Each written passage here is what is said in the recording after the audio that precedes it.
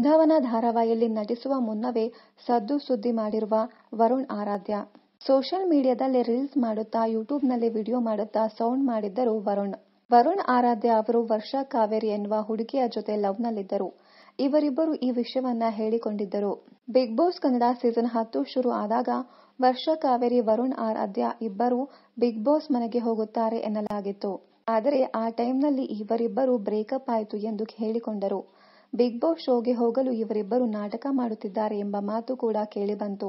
Breakup ಬಳಿಕವೇ ವರುಣ್ ಆರಾಧ್ಯ ಅವರಿಗೆ ಬೃಂದಾವನ ಧಾರಾವಾಹಿಯಲ್ಲಿ ಆಕಾಶ್ ಎನ್ನುವ ಹೀರೋ ಪಾತ್ರದಲ್ಲಿ ನಟಿಸುವ ಅವಕಾಶ ಸಿಕ್ತು.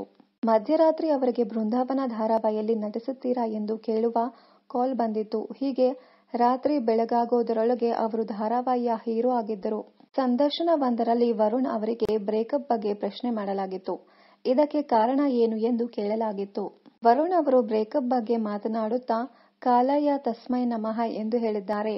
ಬ್ರೇಕಪ್ ಆಗಬೇಕು ಅಂತಿತ್ತು ಕಾಣ್ಸುತ್ತೆ, ಬ್ರೇಕಪ್ ಆಯ್ತು.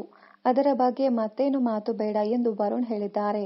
ಇನ್ನಷ್ಟು ಕನ್ನಡ ಧಾರಾವಾಹಿ, ಸಿನಿಮಾ ಹಾಗೂ ಇನ್ನಿತರ ನ್ಯೂಸ್ ಅಪ್ಡೇಟ್ಸ್ಗಾಗಿ ಚಾನೆಲ್ ಅನ್ನ ಸಬ್ಸ್ಕ್ರೈಬ್ ಮಾಡಿ. Thank you.